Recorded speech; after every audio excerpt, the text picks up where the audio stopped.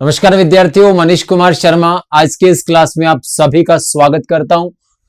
तो विद्यार्थियों, आज हम जिस टॉपिक पे चर्चा करने वाले हैं वो एक पूरी यूनिट है आपके सिलेबस में, जिसका नाम है पेशीय तंत्र, जिसमें आपसे पूछा है पेशीय ऊतक क्या होता है, पेशियों के प्रकार क्या होते हैं और पेशी संकुचन की क्रियाविधि। ये तीन ही बातें इस टॉपिक में आपके दे रखी है। लेकिन जब हम इस टॉपिक में आते हैं तो अपनी जो 11वीं क्लास की एनसीईआरटी है मित्रों, उसमें इस टॉपिक के साथ में कंकाल तंत्र भी दे रखा है। परंतु जितने भी अपने पुराने पेपरों की बात करें तो कंकाल तंत्र से क्वेश्चन है वो आया नहीं है और नहीं आएगा, क्योंकि पेशी अलग है और कंकाल अलग है। हाँ, कंकाल पेशी होती है, ये बात मैं मानता हूं, लेकिन कंकाल तंत्र एक पूरा सिस्टम है और पेशी तंत्र है वो पेशीय ऊतक में आता है। तो बहुत सारे विद्यार्थी मुझे कहते हैं कि साहब ये आप नहीं करवाते, बाकी वाले करवाते हैं। तो भाई बाकी वाले तो कुछ भी करवाए, हमें इससे कोई लेना देना नहीं है, क्योंकि सिलेबस जो है उसमें कंकाल तंत्र नहीं है। वो भले कंकाल की संधि, जोड़, जॉइंट और उनकी संरचना कुछ भी करवाए, जो सिलेबस में है ही नहीं उसे करने का कोई मतलब नहीं है। क्योंकि एक्स्ट्रा पढ़ने का क्या फायदा, जो दे रखा है वो पढ़ो खूब है। समझे मेरी बात? तो हम बात कर रहे हैं पेशीय तंत्र की, जो आपके एक यूनिट है। और मैं कह रहा हूं हर बार क्वेश्चन आता और पक्का क्वेश्चन मिलेगा पेशियों से संबंधित। क्यों? क्योंकि पूरी यूनिट है और एक यूनिट से एक क्वेश्चन तो लाजमी बनना है। ठीक है बात? तो पहले इस टॉपिक में हम पढ़ेंगे क्या, उस पे आ जाते हैं। तो सबसे पहले हम चर्चा करेंगे गति के बारे में कि गति कितने प्रकार की होती है, क्योंकि पेशियों की सहायता से गति होती है। दूसरा, पेशी क्या होती है, उसकी विशेषता क्या होती है, उस पर चर्चा करेंगे। तीसरा, पेशी के प्रकार पढ़ेंगे, हाँ जी पेशियां इतने प्रकार की होती है। चौथा, पेशी की संरचना पढ़ेंगे कि कैसे इसकी स्ट्रक्चर होती है। और पांचवा, पेशी संकुचन पढ़ेंगे।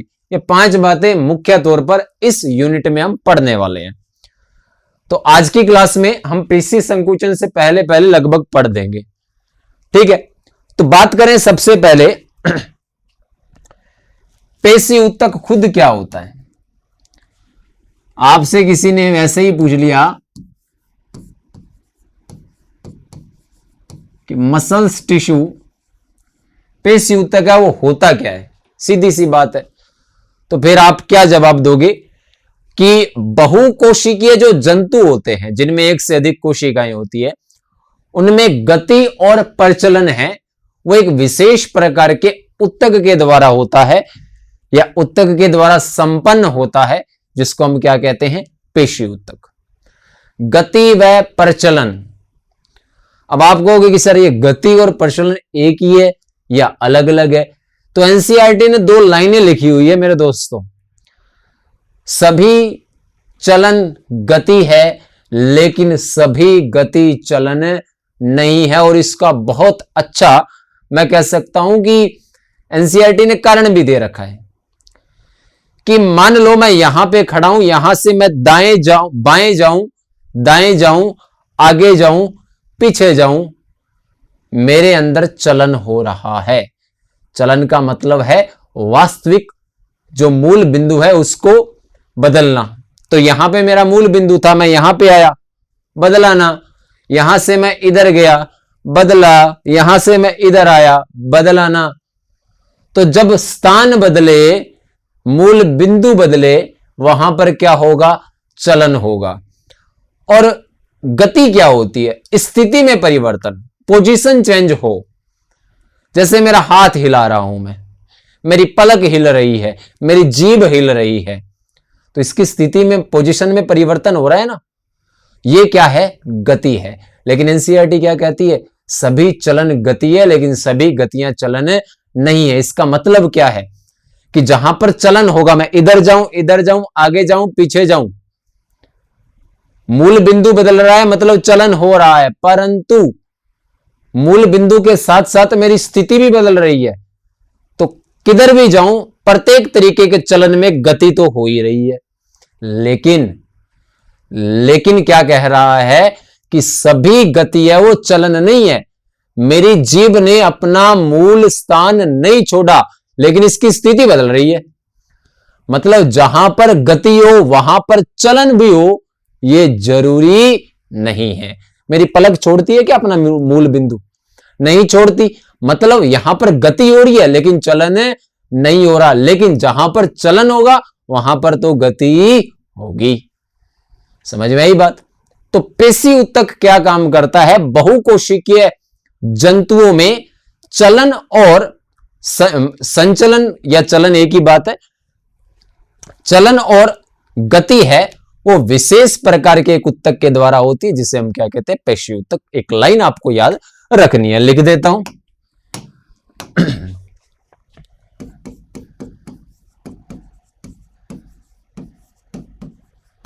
बहुकोशिकीय जीवों में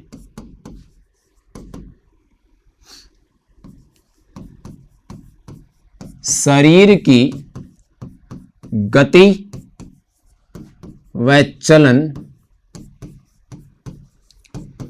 एक विशेष प्रकार के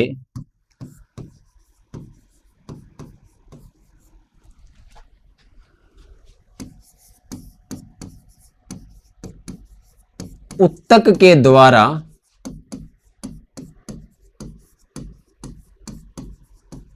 होती है, जिसे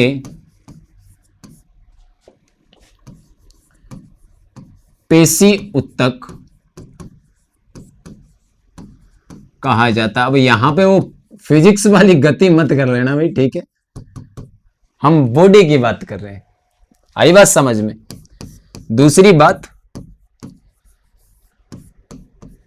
सभी चलन गति है, परंतु लेकिन बट जबकि सभी गति चलन नहीं है। ये स्टेटमेंट में आ जाता है मित्रों क्वेश्चन, और स्टेटमेंट में जब सही गलत का चुनाव करना हो ना, तो इसमें बालक ज्यादा बुद्धि लगा देता है और क्वेश्चन को गलत कर देता है। सभी चलन है वो गति है, लेकिन सभी गतियां हैं वो चलन नहीं है। ये आपको याद रखना है, ठीक है? अब हम आगे बढ़ते हैं। अब पहले बात करते हैं हमारे शरीर में जो गति होती है उसके बारे में, फिर आएंगे पेशी पे। किस पे चर्चा करते हैं? गति के बारे में, मोशन के बारे में, जो शरीर में होती है।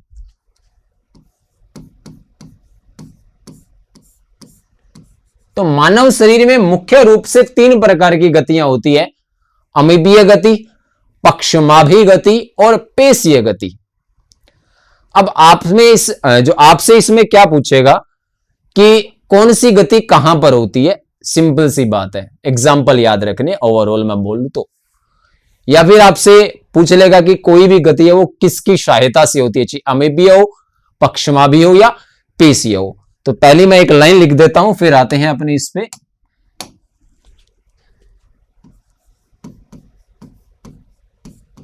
शरीर में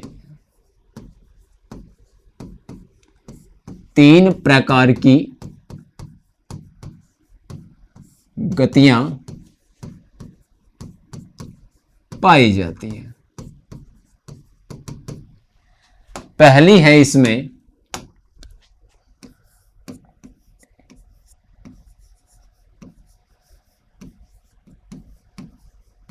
अमीबीय गति।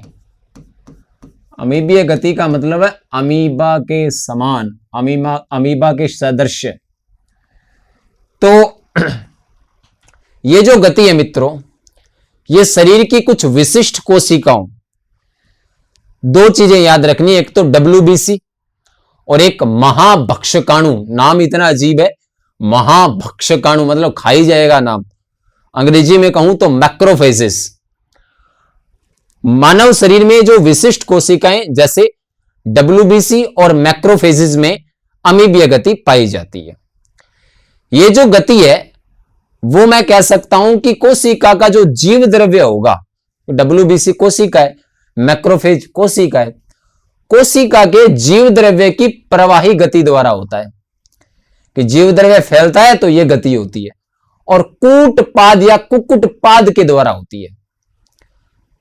एनसीईआरटी लिखती है कि यह जो गति है या यह जो क्रिया है वो जीव द्रव्य की प्रवाही गति द्वारा कुकुटपाद बनाकर की जाती है। कुकुटपाद का मतलब कूट, आभासी, फॉल्स, झूठे, कि लगता है कि किसी के सहायता से हो रही है, पैर जैसी कोई संरचना होगी, लेकिन एक्चुअल में ऐसा नहीं होता। यह गति होती किसकी सहायता से है? जीव द्रव्य के प्रवाही गति द्वारा। यह जो क्रिया होती है, अमीबीय गति है, वो जीव द्रव्य के प्रवाही गति के कारण होती है। हमारी जो कोशिका होती है, कोई भी जीव हो, उसकी जो कोशिका है उसमें एक संरचना पाई जाती है, सूक्ष्म तंतु, माइक्रोफिलामेंट, उसमें भी अमीबीय गति पाई जाती है। अगर यह पूछ ले कि मानव शरीर की कौन सी कोशिकाएं अमीबीय गति प्रदर्शित करती है, तो मैक्रोफेजेस और WBC। कोशिका की कौन सी संरचना अमीबीय गति प्रदर्शित करती है, तो माइक्रोफिलामेंट या सूक्ष्म तंतु। कोई समस्या? कोशिका कंकाल भी कहते हैं उसे, क्योंकि उसकी सहायता से स्केटल जो कोशिका कंकाल है वो बनता है। तो 3 बातें याद रखनी है अमीबीय गति में। एनसीईआरटी ने 3 दे रखी है तो 3 ही करेंगे, चौथी भी नहीं करेंगे। 3 बातें कौन सी? शरीर की कुछ विशिष्ट कोशिकाएं मैक्रोफेज और WBC अमीबीय गति प्रदर्शित करती है। यह क्रिया जीव द्रव्य के प्रवाही गति के द्वारा कुकुटपाद बनाकर की जाती है। कोशिका कंकाल तंत्र में पाई जाने वाली सूक्ष्म तंतु नामक संरचना भी अमीबीय गति प्रदर्शित करती है। याद रख लोगे, ज्यादा कुछ लंबी चौड़ी बात नहीं है, इतना याद रख लोगे तो लाइफ सेट है। ठीक है, एनसीईआरटी के अलावा कुछ मत पढ़ो। कोई कहता है ये पढ़ो, वो पढ़ो, ये करो, वो करो, नहीं करना भी, जो है वो कर ले, काफी है। लिख दूं? लो जी।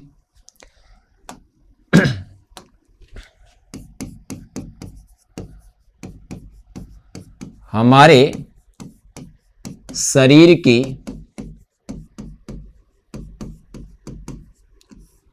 विशिष्ट कोशिकाएं जैसे, हिंदी में भी लिख देता हूं, कोई मेरी तरह प्योर हिंदी पढ़े, महाभक्षकाणु, और अंग्रेज लोग मैक्रोफेजेस, वह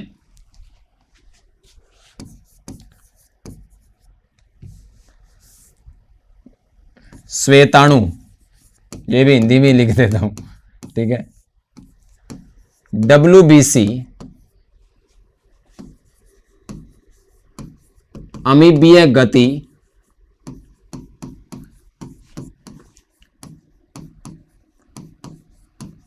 प्रदर्शित करती है। दूसरी बात, यह क्रिया किसकी सहायता से होती है, तो आपको बताया जीव द्रव्य की प्रवाही गति द्वारा कुकुटपाद बनाकर की जाती है। यह क्रिया जीव द्रव्य की प्रवाही गति द्वारा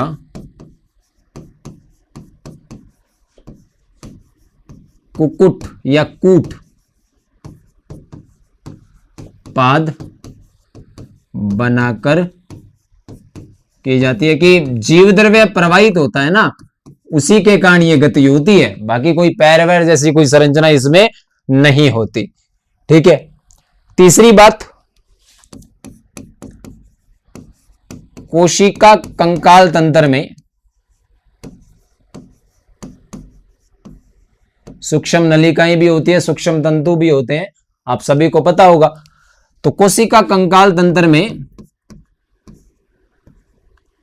स्केलेटल में सूक्ष्म तंतु माइक्रोफिलामेंट जो होता है वो अमीबीय गति प्रदर्शित करता है।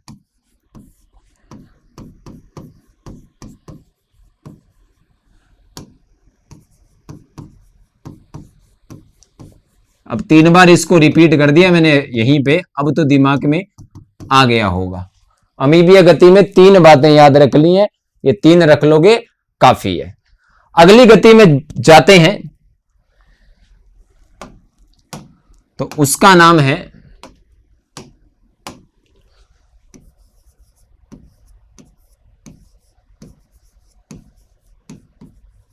पक्षमाभि गति।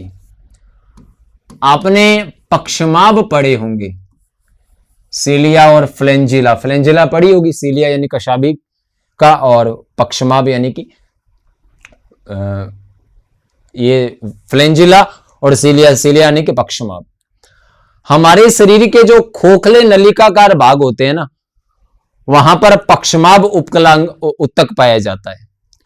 हमारे शरीर के खोखले नलिकाकार भाग, जैसे हमारी आहार नाल, हमारी मैं कहूं कि जो डिंब वाहिनी है, फैलोपियन ट्यूब, अंडवाहिनी जिसको हम कहते हैं, श्वास नली है जो, यहां पर पक्षमाभि उपकला उत्तक पाया जाता है।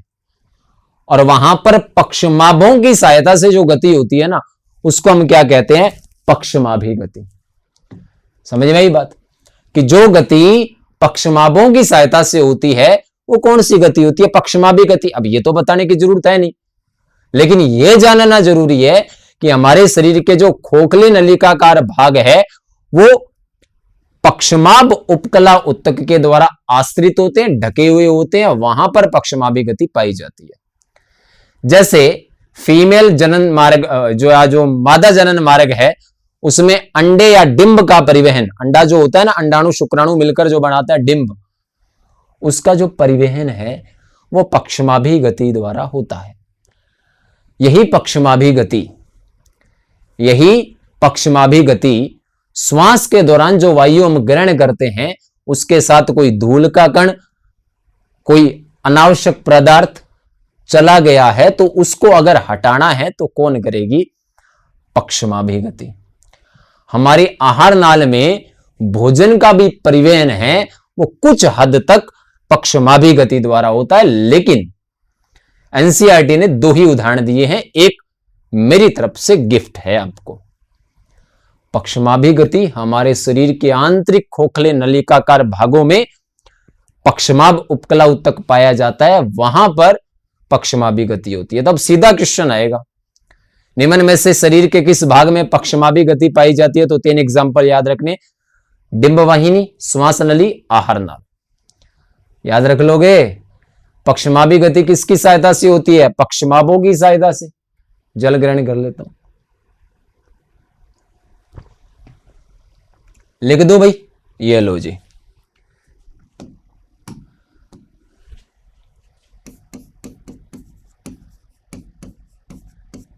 हमारे शरीर के आंतरिक यानी कि अंदर जो है खोखले, अंदर से खाली जगह है, नलिकाकार, नलिका के स्वरूप में है, नलिकाकार भाग किसके द्वारा आश्रित होते हैं? ढके हुए होते हैं। पक्षमाभ उपकला के द्वारा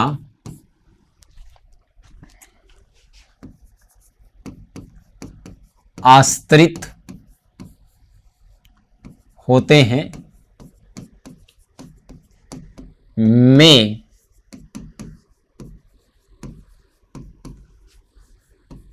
पक्षमाभि गति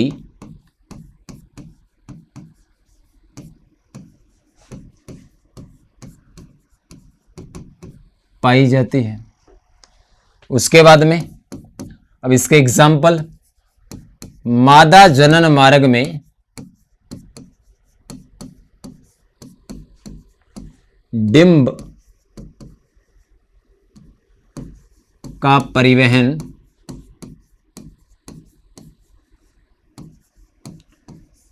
इसी गति द्वारा होता है।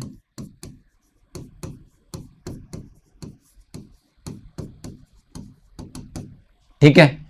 पक्षमाभ की बात करें, सॉरी श्वास नली की, श्वास नली में पक्षमाभों की समन्वित गति से,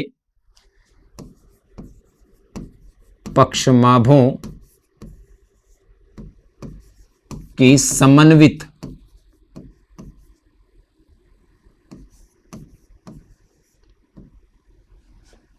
गति से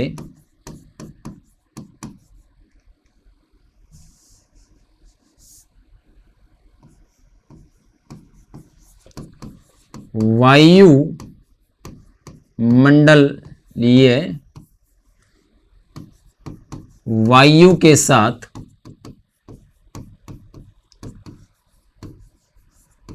प्रवेश करने वाले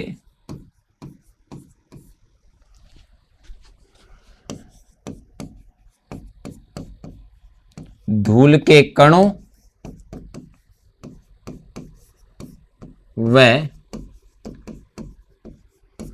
बाह्य पदार्थों को हटाने में सहायता होती है।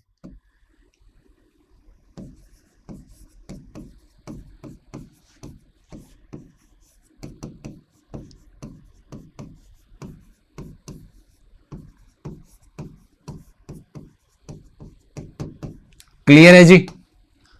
कोई समस्या? समझ में आ गई होगी तीनों बातें। अब तीसरी और कर लेते हैं इसमें कि आहार नाल में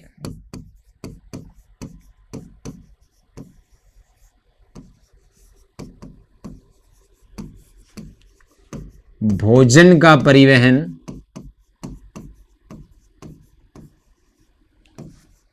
इसी गति द्वारा होता है।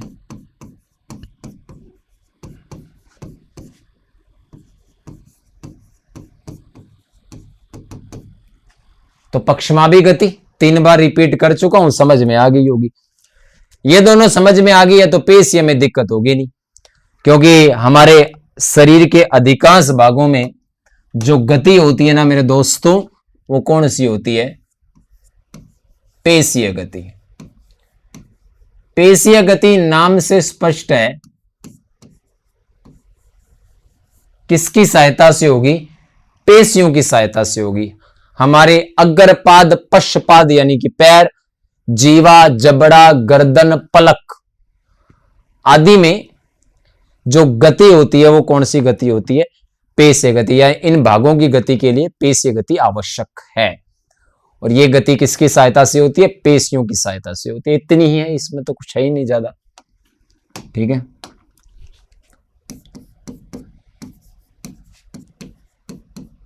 यह गति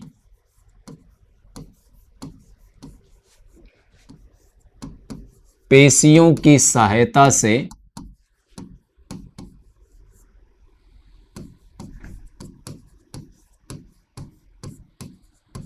होती हैं, पहली बात। दूसरी, हमारे शरीर के पादों यानी कि हाथ व पैर, जीवा, जबड़ा, पलक आदि की गति के लिए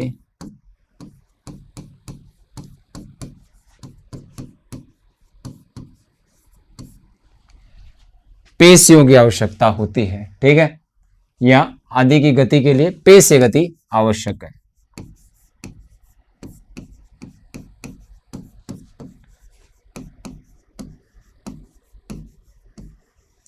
तो अब बताओ, गति में कहीं कोई दिक्कत है क्या? याद हो गई होगी साथ के साथ। 3 प्रकार की गति, अमीबीय, पक्षमाभीय और पेशीय। अमीबीय गति हमारे शरीर की विशिष्ट कोशिकाओं, महाभक्षकाणु या मैक्रोफेज तथा श्वेताणु या डब्ल्यूबीसी में पाई जाती है। यह गति या यह क्रिया जीवद्रव्य के प्रवाही गति के द्वारा आभासी या कुक्कुटपाद बनाकर की जाती है। कोशिका कंकाल तंत्र में सूक्ष्म तंतु भी अमीबीय गति प्रदर्शित करता है। समझ में आई बात? पक्षमाभी गति जो पक्षमाभों की सहायता से होती है, कहां पर होती है? हमारे शरीर के आंतरिक खोखले नलिकाकार भाग है, वो पक्षमाभ उपकला से आश्रित होते हैं, वहां पर पक्षमाभी गति होती है। जैसे आहार नाल में भोजन का परिवहन इसी गति द्वारा होता है, मादा जनन मार्ग में अंडे का परिवहन इसी गति द्वारा होता है। श्वास नली में इसी गति के कारण वायु के साथ कोई अनावश्यक पदार्थ चला जाए तो उसको हटाया जाता है। पेशीय गति पेशियों की सहायता से होगी, जो जीवा, जबड़ा, पलक, गर्दन, हाथ, पैर आदि में होती है। तो ये थी गतियां मित्रों, आपको याद रखना है क्योंकि पूछा जा सकता है। जितना यहां पे बताया है उतना कर लेना, इसके बाद एक बार एनसीईआरटी आंखों के सामने से निकाल लेना, आपको पढ़ने में समस्या नहीं आएगी। कोई दिक्कत? अब बात करते हैं पेशी की, क्योंकि टॉपिक तो वही है। पेशी क्या होती है, इसके कार्य क्या होते हैं, फिर पेशियों के प्रकार और फिर इसकी संरचना। पेशी, मसल्स। पेशी की बात करूं तो एक विशेष प्रकार का ऊतक है जो भ्रूणावस्था में मेसोडर्म से बनता है। आपको पता है 3 स्तर होते हैं, एक्टोडर्म, एंडोडर्म और मेसोडर्म, जो पूरे शरीर का निर्माण करते हैं भ्रूणावस्था में। तो पेशी है वो किससे बनती है? मेसोडर्म से। पेशियों के अध्ययन को अपने मायोलॉजी या सार्कोलॉजी भी कहते हैं। एक वयस्क मनुष्य के शरीर के भार का 40 से 50% हिस्सा है या जो भार है वो पेशियों का होता है। मान लो किसी आदमी का वजन 50 किलो है तो उसमें 20 से 25 किलो वजन है वो किसका होगा? पेशियों का। पेशियों में मुख्यतः 4 गुण पाए जाते हैं और ये बहुत इंपॉर्टेंट चीज है, एनसीईआरटी ने दे रखी है। उत्तेजनशीलता, उत्तेजित हो जाती है पेशी। संकुचनशीलता, पलक को कई करते हैं ना ऊपर करके डराते हैं बच्चों को, संकुचनशीलता। प्रसारीय, फैलने का गुण। और प्रत्यास्थता, खींच सकते हो पलक को। ये 4 गुण पाए जाते हैं, उत्तेजनशीलता, संकुचनशीलता, प्रसारीय यानी कि फैल सकती है, और प्रत्यास्थता। ये 4 गुण है वो पाए जाते हैं और इतने ही आपको याद रखने हैं। 4 बातें बोली हैं। पेशियों का निर्माण भ्रूणावस्था में मेसोडर्म से होता है। पेशियों के अध्ययन को मायोलॉजी या सार्कोलॉजी कहा जाता है। एक वयस्क मनुष्य के भार का 40 से 50% भार है वो पेशियों का होता है। उत्तेजनशीलता, संकुचनशीलता, प्रसारीय और प्रत्यास्थता का गुण है वो इसमें पाया जाता है। अब पेशी के कार्य पढ़ेंगे और फिर पेशी के प्रकार पढ़ेंगे, देखते रहिएगा, ठीक है। लो जी,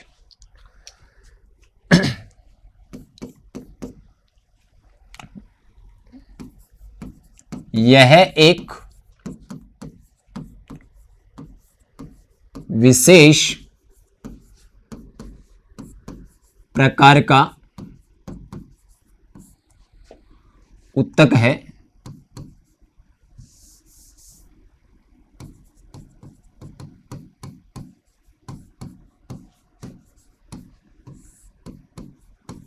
जिसका निर्माण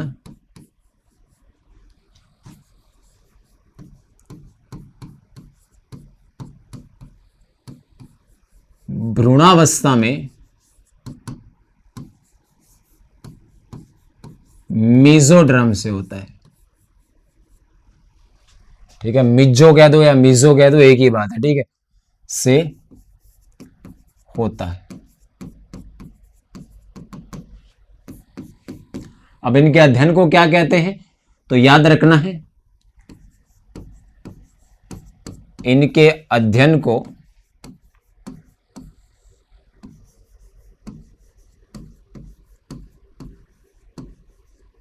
या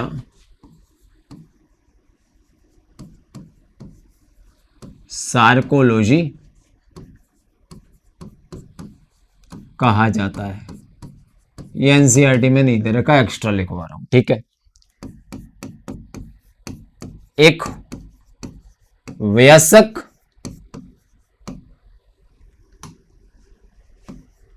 मनुष्य के भार का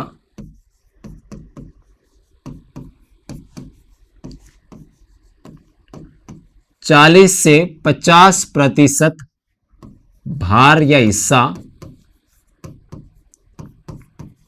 पेशियों का होता है। हाँ, एक्सेप्शन हो सकता है, मेरे जैसा मोटा आदमी, ठीक है, उसमें कम हो सकता है ये, लेकिन स्टैंडर्ड यही है।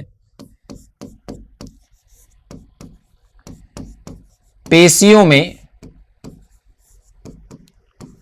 4 गुण ये याद रख लेना मित्रों, क्योंकि स्टेटमेंट का क्वेश्चन इसमें से आ सकता है। उत्तेजनशीलता,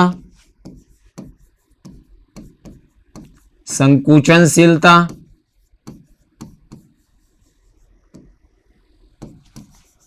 प्रत्यास्थता यानी कि रबड़ के समान, वह प्रसार्य यानी कि फैल सकती है का गुण पाया जाता है।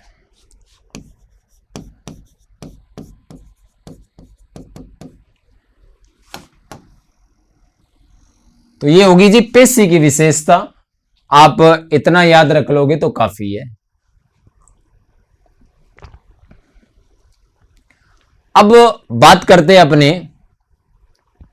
इसके कार्य की। ठीक है, ये एनसीईआरटी में नहीं है, हम हमारी तरफ से कर रहे हैं। ठीक है, सिंपल से आप बता दोगे वैसे ही।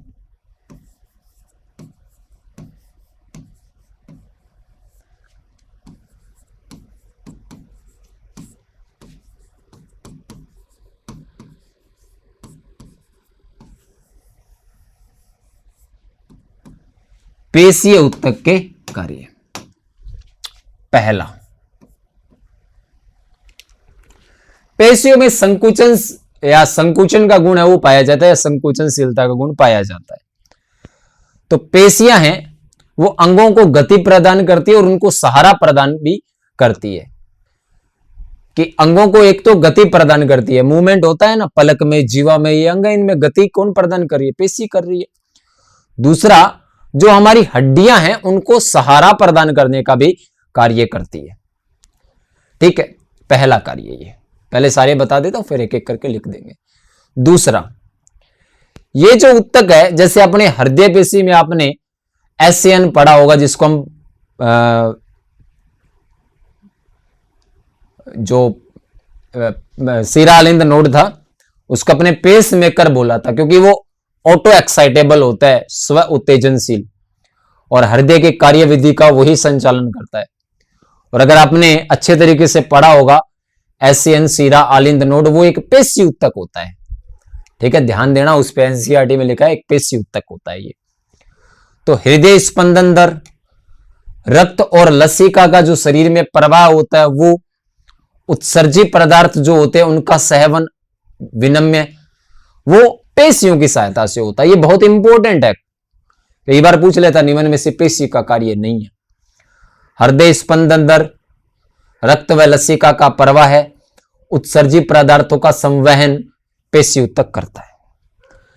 तीसरा और अंतिम कार्य कि पेशी कोशिकाएं होती है, या पेशीय ऊतक की जो कोशिकाएं होती है वो अत्यधिक क्रियाशील होती है। तो हमारे शरीर का जो कुल टेम्परेचर होता है 37 डिग्री सेंटीग्रेड, वो इनकी क्रियाशीलता के कारण ही उत्पन्न होता है। जो मसल्स है इनकी क्रियाशीलता के कारण ही क्या होता है? उत्पन्न होता है। ये बात याद रखनी है। इसलिए इन पेशियों के संकुचन आदि से शरीर का तापमान भी संतुलित बना रहता है। जैसे आप क्या करते हो, सर्दियों में सर्दी लगती है तो करते हो ना, तो मसल्स है यहां पे भी, तो ये टेम्परेचर को बैलेंस करने का काम भी करती है। ये 3 काम याद रख लेना। एक बार वापस बता देता हूं, फिर लिख दूंगा कि अंगों को गति प्रदान करती है संकुचन के गुण के कारण, और अस्थियों को सहारा प्रदान करती है, हड्डियों को। हृदय स्पंदन दर, रक्त व लसिका का प्रवाह है, उत्सर्जी पदार्थों का संवहन बनाए रखने में ये सहायक है। ये जो पेशियां होती है ये अत्यधिक क्रियाशील होती है, इसलिए मैं ये कह सकता हूं कि ये शरीर का कुल ताप जो है वो इनकी क्रियाशीलता से ही उत्पन्न होता है, और इनकी सहायता से ही या इनके संकुचन के कारण ही शरीर का तापमान है वो संतुलित बना रहता है। लिख दूं, समझ में आए? कार्य लो जी।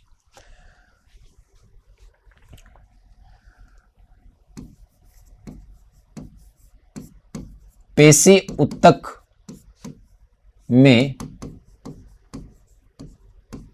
संकुचन का गुण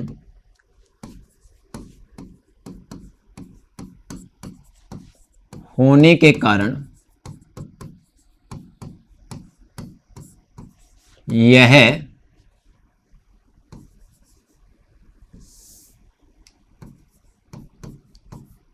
शरीर के अंगों को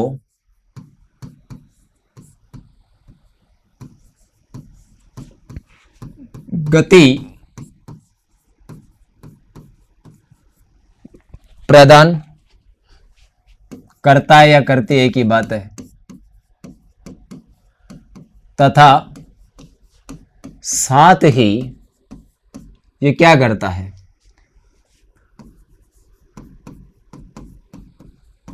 अस्थियों को सहारा प्रदान करता है, क्योंकि अस्थियों में भी पेशियां होती है। दूसरा कि पेशी उत्तक है या यह उत्तक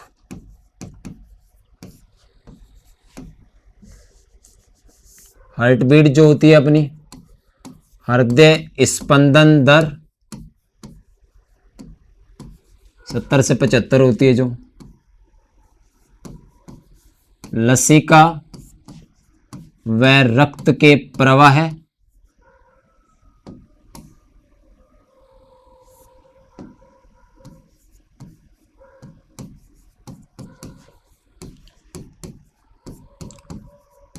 उत्सर्जी पदार्थों के संवहन,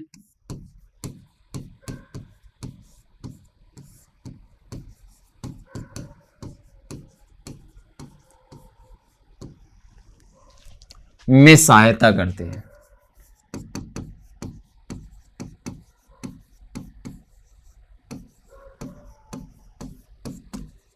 तीसरा,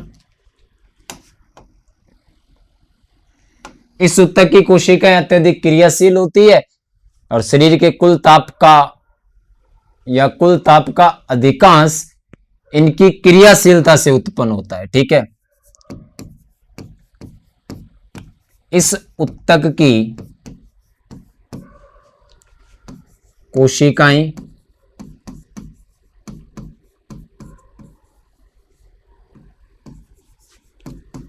अत्यधिक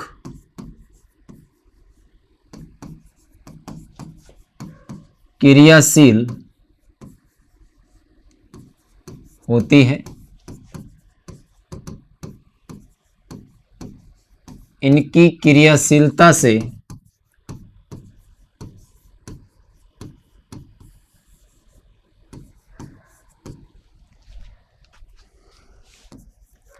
शरीर का कुल ताप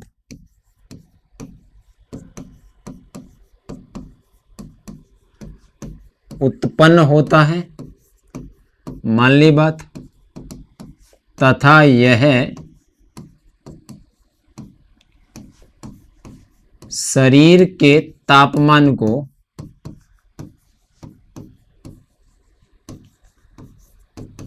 संतुलित बनाए रखती है।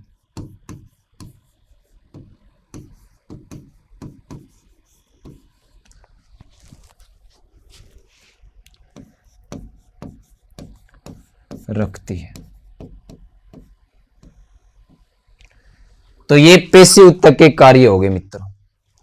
कोई समस्या है तो इसमें बताइएगा। ठीक है, मेरे हिसाब से इसमें कोई समस्या नहीं होगी। आप सभी के 3 कार्य हैं, सिंपल। अब हम आते हैं पेशियों के प्रकार पे। देखो, जो वर्गीकरण है वो एनसीईआरटी में 2 तरीके का दे रखा है। एक तो रंग के आधार पर लाल पेशियां और श्वेत पेशियां, और उन्हीं को वायवीय अवायवीय नाम दिया गया है। ठीक है, और एक स्थापन के आधार पर जो पेशियां होती है, 1 मिनट रुकना भाई,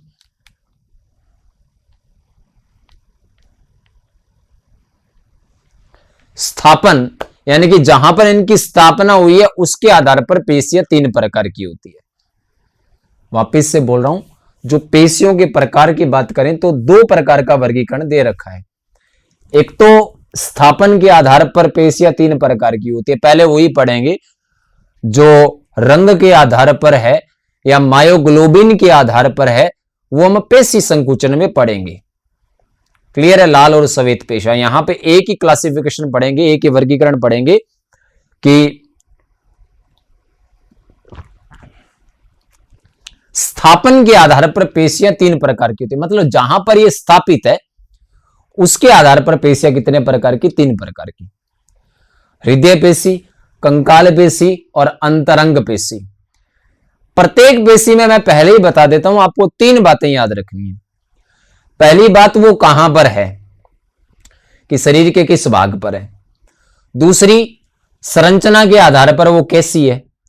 तीसरी, नियंत्रण के आधार पर वो कैसी है, कि आप और मैं नियंत्रण कर पा रहे हैं उनका या अपने आप कर रही है वो काम, अपना कोई कंट्रोल नहीं है उस पर। तो लिखते हैं, ये लो जी।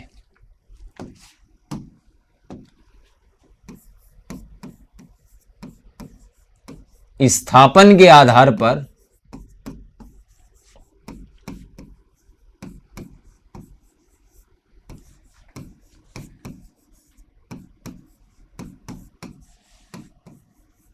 पेशियां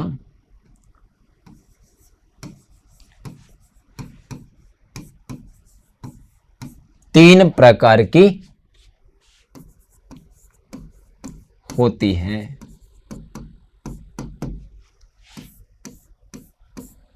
तो लिख देते हैं, पहली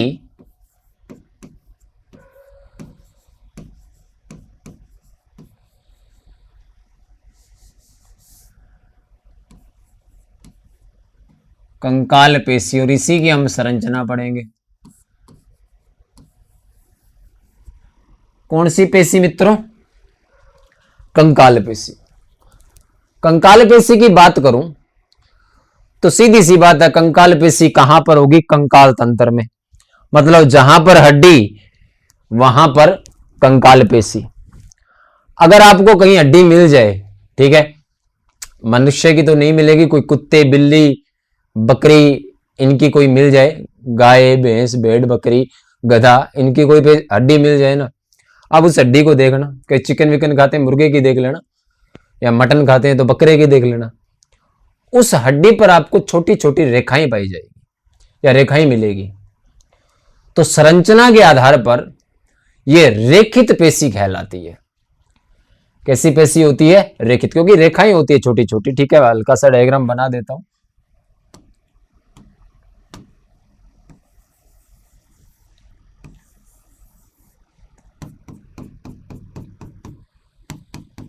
इस तरीके से रेखाएं होती है इनपे। तो संरचना के आधार पर हम इनको क्या कहते हैं? रेखित पेशी। तीसरी बात, 3 ही याद रखनी है, कि जैसे मेरा हाथ है तो इसमें कंकाल हड्डी है ना, तो कंकाल पेशी। अब आप इस हाथ को हिलाओगे तो ये अपने आप हिल रहा है या आपका नियंत्रण है इस पे? मेरे हिसाब से नियंत्रण है। अगर अपने आप हिलता तो शायद मैं लिख नहीं पाता, और आपने जो ये मोबाइल पकड़ रखा है ये आप पकड़ नहीं पाते। मैं मेरे बालों में इस तरीके से हाथ नहीं घुमा सकता था। तो ये अपने नियंत्रण में होती है, इसलिए इनको ऐच्छिक पेशी कहा जाता है। ये 3 बातें याद रखनी है। कंकाल पेशी पूरे कंकाल तंत्र में पाई जाती है, इनमें धारियां या रेखाएं पाए जाने के कारण इनको हम क्या कहते हैं? रेखित पेशी, और इनका नियंत्रण मानव के द्वारा होने के कारण ये ऐच्छिक पेशी कहलाती है। लिख दूं तीनों, याद हो गई होगी। थोड़ा सा कॉमन सेंस यूज करना, रटना नहीं है, थोड़ा सा दिमाग लगाना है, कहां पर है उस आधार पर कर दो।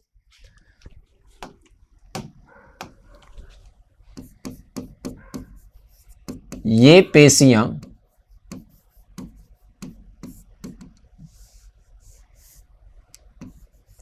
फिर कहेगा कोई सर हिंदी नहीं आते आपको, आपने तो गलत लिख दिया नाम। ये पेशियां संपूर्ण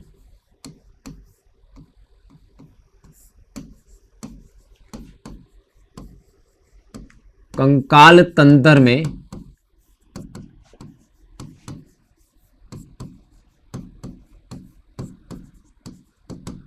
पाई जाती है। ठीक है, कि पूरे कंकाल तंत्र में ये पेशियां हैं वो उपस्थित होती है। ठीक है, दूसरी बात, इन्हीं पेशियों की मैं बात कर रहा हूं कि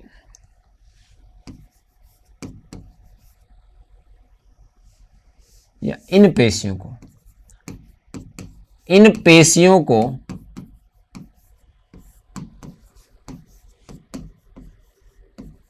सूक्ष्मदर्शी से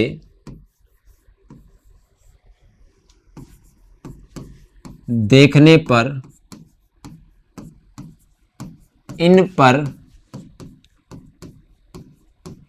रेखाएं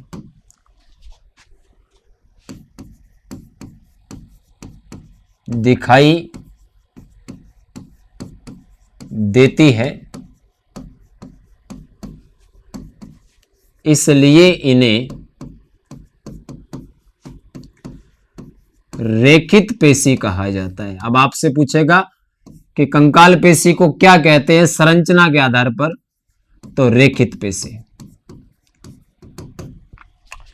तीसरी बात, इन पेशियों का नियंत्रण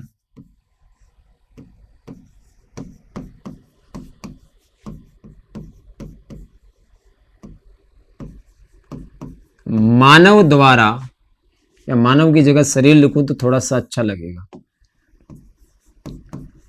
शरीर द्वारा होने के कारण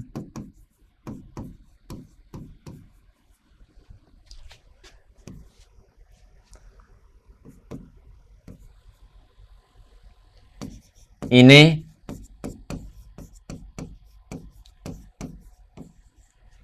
रेखित पेशी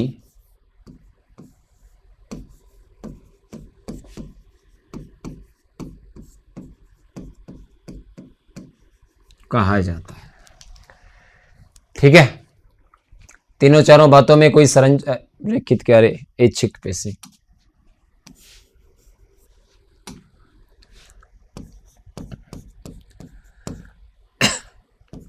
अपनी इच्छानुसार कार्य करती है तो ये क्या कहलाती है, ऐच्छिक पेशी। एक छोटी सी बात आप और याद रख लेना कि कंकाल तंत्र का मतलब है कंकाली अवयवों के निकट। ठीक है, कंकाली अवयवों के निकट, यानी कि कंकाल के जो अवयव है वैसे तो हड्डियां ही हैं। ठीक है, और एक छोटी सी बात, ये जो पेशियां होती है वो लंबी, बेलनाकार, बेलन के जैसी, शाखा रहित व बहुकेंद्रकीय होती है। कई बार ये विशेषता पूछ लेता है, कैसी होती है, लंबी, बेलनाकार, शाखा रहित, ब्रांचेज नहीं होगी इसमें, सीधी एक होगी, वह बहुकेंद्रकीय होती है। केंद्र बहुत सारे होते हैं, लिख दो। एक छोटी सी बात मेरे किरण पे याद रख लेना। ठीक है,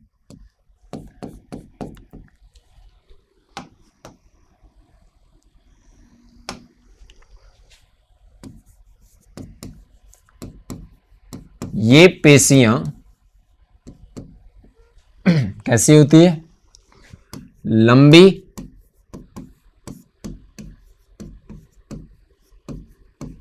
बेलनाकार, शाखा रहित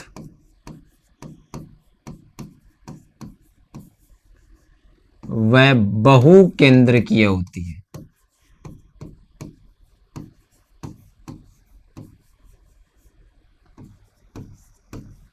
तो ये थी जी कंकाल पेशी या कंकाली पेशी, जो संपूर्ण कंकाल तंत्र में या कंकाली अवयवों के निकट होती है। रेखाएं पाई जाती है तो लेखित, और अपने नियंत्रण में होती है तो ऐच्छिक। लंबी, बेलनाकार, शाखा रहित और बहुकेंद्रकीय ये होती है। कोई समस्या नहीं होगी। बड़े अगली पे, ये लो जी अगली पेशी, जिसका नाम है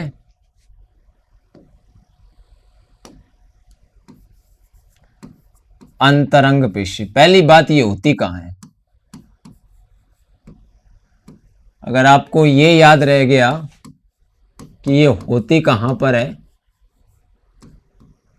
तो फिर आप इसकी विशेषताएं याद रखने में 1 मिनट भी नहीं लगाओगे, अपने आप याद हो जाएगी।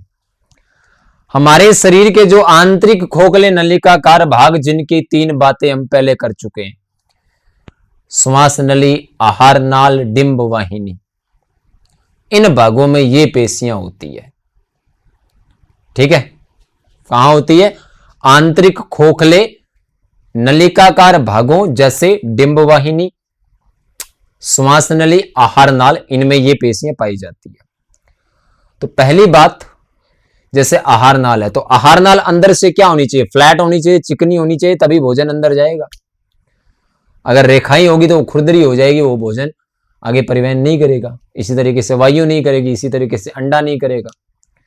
तो इन पेशियों में रेखाएं नहीं होने के कारण इनको अरेखित या चिकनी पेशी कहते हैं संरचना के आधार पर। अब याद रह गया कि कहां पर होती है, ये तो आप नाम बता सकते हो ना इसका। दूसरी बात, ये तो हो गया संरचना। अब स्वभाव कैसा होता है? तो भोजन का टुकड़ा मैंने अंदर ग्रहण किया, तो एक बार निकलने के बाद आप रोक सकते हो कि नहीं रे रुक जा भाई, इतना ही जाना है, रोक सकते हो। वायु को आपने ग्रहण किया, अंदर जा रही है श्वास नली में, आपने कह दिया नहीं मूड नहीं है, वापिस आ, रुक जाएगी क्या? हो नहीं रुकेगी। यानी कि इन पेशियों का नियंत्रण हमारे द्वारा नहीं हो सकता, इसलिए इनको क्या कहते हैं? अनैच्छिक पेशी कहते हैं। कैसी पेशी कहते हैं? अनैच्छिक। तो तीनों बातें समझ में आ गई होगी। कहां पर होती है, संरचना के आधार पर क्या कहते हैं, और नियंत्रण के आधार पर क्या कहते हैं। संरचना अरेखित या चिकनी, और नियंत्रण के आधार पर अनैच्छिक। लिख दूं, ये लो।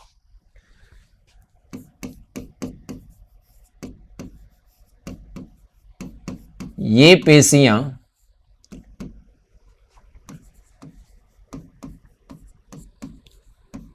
हमारे शरीर के आंतरिक खोखले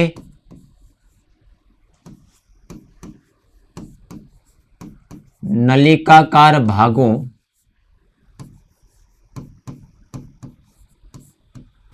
जैसे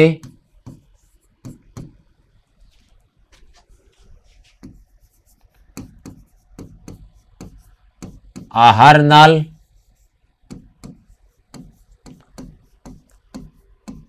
श्वास नली, डिंबवाहिनी या फैलोपियन ट्यूब, अंडवाहिनी जिसको आप कहते हो, में पाई जाती है। दूसरी बात, इनमें धारियां या रेखाएं न होने के कारण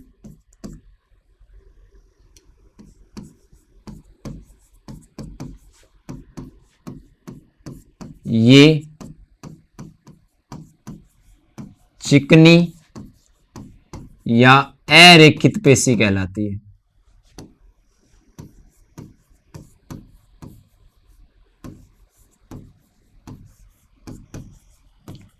क्लियर है जी बात? और तीसरी बात,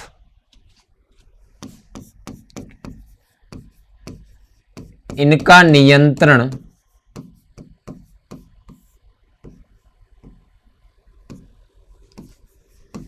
शरीर द्वारा न होने के कारण ये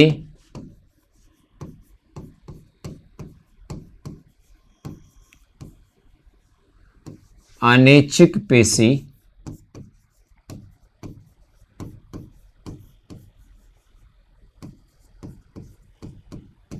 कहलाती है। कंकाल पेशी कैसी थी मित्रों? लंबी, बेलनाकार, शाखा रहित और बहुकेंद्रीय थी। ठीक है, ये जो पेशियां होती है वो पतली, लंबी व केंद्रक युक्त तंतुमय कोशिका होती है। ठीक है, याद रखिएगा कि ये जो पेशियां होती है वो पतली, लंबी तो वो भी थी, केंद्रक युक्त तंतुमय कोशिकाएं होती है। एक स्पेशल याद ही रखनी है आपको। अगर कहते कि लंबी, बेलनाकार, शाखा रहित, बहुकेंद्रकीय पेशियां कौन सी होती है तो कंकाल पेशी। अगर कहते पतली, लंबी, केंद्रक युक्त तंतुमय कोशिकाएं कौन सी पेशियों में पाई जाती है? तो कौन सी पेशियों में? अंतरंग पेशी, आंतरिक अंगों की पेशी है। ठीक है, तो लिख देता हूं, ये जो पेशियां होती हैं ये पतली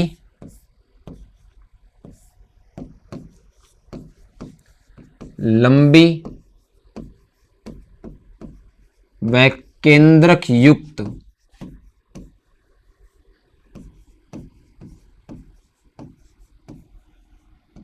तंतुमय कोशिकाएं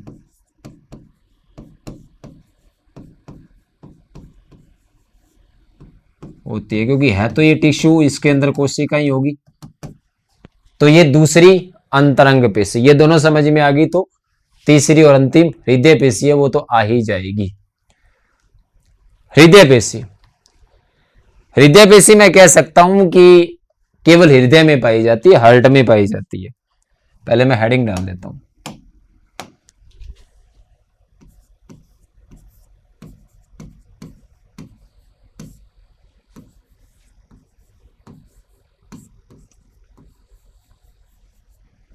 हृदय पेशी है वो कहां पर पाई जाती है? हृदय में। रेखाएं पाई जाती है तो रेखित पेशी कहलाती है। ठीक है, ये जो पेशियां होती है हृदय पेशी, इनका नियंत्रण आप कर सकते हो क्या? कि हर्ट को क्या थक गया होगा, रुक जाए यार, थोड़ी देर धड़कना बंद कर दे, रुकता है क्या? ये तो एक बार शुरू हो गया, उसके बाद पूरे जीवन पर्यंत ये क्या है, ये धड़कना शुरू रहेगा, रुकता नहीं है ना। तो ये क्या है, ऐच्छिक या अनैच्छिक? इनका नियंत्रण हो सकता है या नहीं हो सकता? नहीं हो सकता। तो कैसी है? अनैच्छिक पेशी। कोई समस्या? ये जो पेशियां होती है वो हृदय के अतिरिक्त फुफ्फुसीय जो सीरा होती है, फुफ्फुसीय सीरा कौन होती है? जो फेफड़ों से रक्त को हृदय में लाती है, या मैं कहूं कि आलिंद में लाती है, बाएं में, उनमें भी ये पाई जाती है। ठीक है, और ज्यादा कुछ है नहीं। एक स्पेशल बात आपको इसकी याद रखनी है कि ये जो पेशियां होती है वो छोटी बेलनाकार शाखान्वित पेशीय तंतु से निर्मित होती है। कि जैसे वो थी लंबी बेलनाकार शाखा रहित बहुकेंद्रिकीय थी, कौन? कंकाल पेशी। जो अंतरंग पेशी थी वो क्या थी? पतली लंबी केंद्रक युक्त तंतुमय कोशिकाएं थी। ये क्या होती है? छोटी बेलनाकार शाखान्वित पेशीय तंतु से निर्मित होती है। ठीक है, लिख दूं शाखान्वित, ये शाखा बढ़ाएगी। ये पेशियां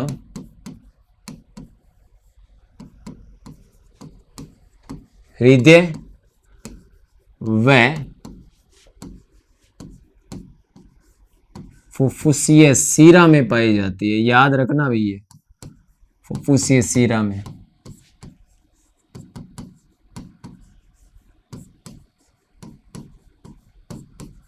अब पूरा डिटेल में लिखने की तो जरूरत है नहीं कि रेखित होती है और अनिच्छिक होती है। क्यों होती है वो पहले भी लिख चुका हूं। ये रेखित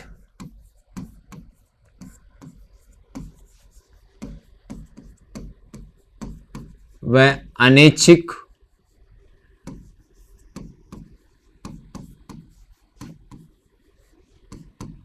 पेशियां हैं। क्लियर है? उसके बाद में ये छोटी एक तो, या छोटे बेलनाकार, ये छोटे बेलनाकार व शाखान्वित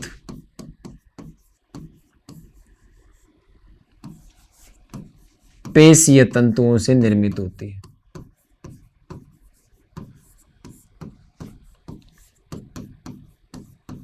तो तीनों की तीन तीन विशेषताएं कहां पर?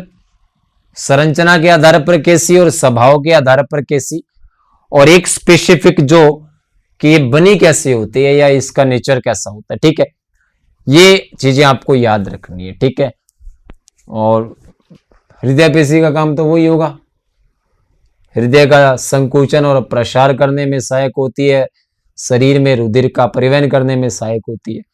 तो काम बताने की तो जरूरत है नहीं, ठीक है। चलो लिख ही देता हूं, क्या पता पूछ ले। ये पेशियां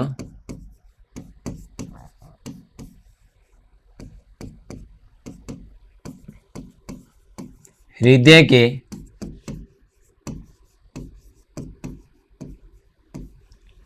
लयबद्ध संकुचन व प्रसार में संकुचित होना प्रसारित होना तथा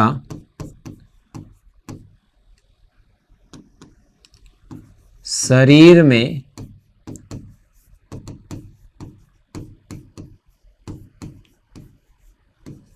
रुधिर के परिवहन में सहायक होती है।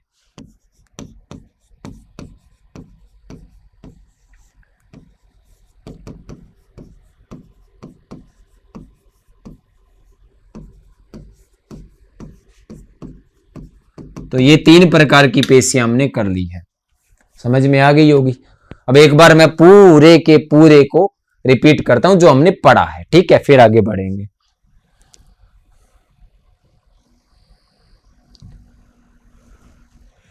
पेशी ऊतक क्या होता है? बहुकोशिकीय जंतुओं में शरीर की गति व चलन में सहायक ऊतक क्या कहलाता है? पेशी ऊतक। सभी चलन गतियां हैं लेकिन सभी गतियां चलन नहीं है। फिर हमने बात की गति की, अमीबीय गति शरीर में डब्ल्यूबीसी और मैक्रोफेज में पाई जाती है। होती किसके द्वारा है? जीव द्रव्य के प्रवाही गति के द्वारा कुकुटपाद बनाकर यह गति की जाती है। कोशिका के कंकाल तंत्र में सूक्ष्म तंतु है, वो भी अमीबीय गति प्रदर्शित करता है, ठीक है। उसके बाद में पक्षमाभी गति। तो पक्षमाभी गति कहां पर होती है? जहां पर पक्षमाभ होंगे, और पक्षमाभ कहां होते हैं? शरीर के आंतरिक खोखले नलिकाकार भाग है, वो पक्षमाभी उपकला ऊतक के द्वारा आश्रित होते हैं। मादा के जनन मार्ग में अंडे का परिवहन, आहार नाल में भोजन का परिवहन और श्वास नली में वायु के साथ धूल के कण या अनावश्यक पदार्थों को हटाने में ये जो गति है वो सहायक होती है। पेशीय गति पेशियों की सहायता से होगी। जीवा, जबड़ा, पलक, गर्दन, हाथ, पैर, इन सभी में पेशीय गति होती है। फिर हमने पेशी की विशेषता पढ़ी। भ्रूणावस्था में मेसोडर्म से बनती है। सार्कोलॉजी इसका अध्ययन कहलाता है, या माइकोलॉजी या मायोलॉजी। उसके बाद में वयस्क मनुष्य के शरीर के बाहर का 40 से 50% भाग है, वो किसका बना होता है? पेशियों का बना होता है। 4 गुण होते हैं: उत्तेजनशीलता, संकुचनशीलता, प्रत्यास्थता और प्रसारीय। कोई दिक्कत नहीं। उसके बाद में इसके कार्य बताए आपको। कार्य क्या होते हैं? पहला, संकुचन में सहायक है, तो अंगों की गति में सहायक होगी। अस्थियों को सहारा प्रदान करती है। हृदय स्पंदन दर, रक्त व लसिका के प्रवाह है और उत्सर्जित पदार्थों के संवहन में यह सहायक होती है। यह अत्यधिक क्रियाशील होती है इसकी कोशिकाएं, तो शरीर का कुल ताप उत्पन्न करने में और ताप संतुलित रखने में यह सहायक होती है। उसके बाद में स्थापन के आधार पर 3 प्रकार की पेशियां हमने पढ़ी। पहली पढ़ी कंकाल पेशी, जो कंकाली अवयवों के निकट होती है या कंकाल तंत्र में पाई जाती है। रेखाएं पाई जाती है, तो रेखित पेशी शरीर के नियंत्रण में होती है, तो ऐच्छिक पेशी। ये पेशियां लंबी, बेलनाकार, शाखा रहित और बहुकेंद्रकीय होती है, ठीक है। उसके बाद में अंतरंग पेशी शरीर के आंतरिक खोखले नलिकाकार भागों में ये पाई जाती है, ठीक है। जो जैसे आंतरिक खोखले नलिकाकार, श्वास नली, आहार नाल, डिंब वाहिनी, इनमें ये होती है। उसके अलावा अगर बात करें संरचना की और स्वभाव की, तो रेखाएं नहीं होती, तो अरेखित या चिकनी पेशी, ठीक है, चिकनी भी लिखा है। और हमारे नियंत्रण में नहीं होती, तो अनैच्छिक पेशी। ये किस प्रकार की होती है? तो आपको बताया लंबी पतली केंद्रक युक्त तंतुमय कोशिकाएं होती है इसमें। अंतिम बड़ी हमने हृदय पेशी, जो केवल हृदय और फुफ्फुसीय जीरा में पाई जाती है। काम क्या है? हृदय के लयबद्ध यानी कि जो रिदम है वो बनी रहे। ऐसे नहीं कि संकुचित हो गया, प्रसारित होना भूल गया हृदय, ऐसा नहीं होगा। लयबद्ध संकुचन और प्रसार में सहायक होती है और शरीर में रुधिर के फ्लो को बनाए रखने में सहायक होती है। रेखाएं होती है तो रेखित और हमारे नियंत्रण में नहीं होती, इसलिए अनैच्छिक पेशी कहलाती है। उसके बाद में ये होती कैसी है? तो छोटी, ठीक है, बेलनाकार व शाखान्वित पेशीय तंतु से ये बनी होती है। तो ये हमने आज की क्लास में पढ़ा। अगली क्लास में पेशी की संरचना और पेशी संकुचन एक साथ ही कर देंगे। तो जो भी विद्यार्थी जिसको बेसिक से पढ़ना है ना, वो हमारे साथ जुड़ेगा तो उसको फायदा होगा। मतलब जिसको मान के चलो कि कुछ भी नहीं आता, या जो ये सोचता है कि मेरे को कुछ भी नहीं आता लेकिन मेरे को करना है कुछ, वो हमसे जुड़ेगा तो उसको फायदा होगा। जिसको ये सोचता है कि मेरे को तो आता है सब कुछ, ये बात पता है मेरे को, वो अगर हमसे जुड़ेगा तो उसको इतना फायदा नहीं होगा। जो जीरो लेवल बेसिक बातें हैं ना,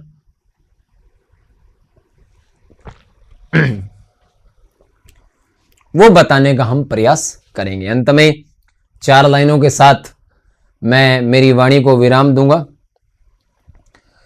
चाहत वाला जाल नजर आता होगा, चाहत वाला जाल नजर आता होगा, पिछला साल नजर आता होगा। चाहत वाला जाल नजर आता होगा, पिछला साल नजर आता होगा। अब तो बाल कमर तक पहुंच गए होंगे, अब तो बाल कमर तक पहुंच गए होंगे, अब वो और भी कमाल नजर आता होगा। तो आप सभी का जुड़े रहने के लिए बहुत बहुत धन्यवाद। अगली क्लास में फिर से मुलाकात करते हैं।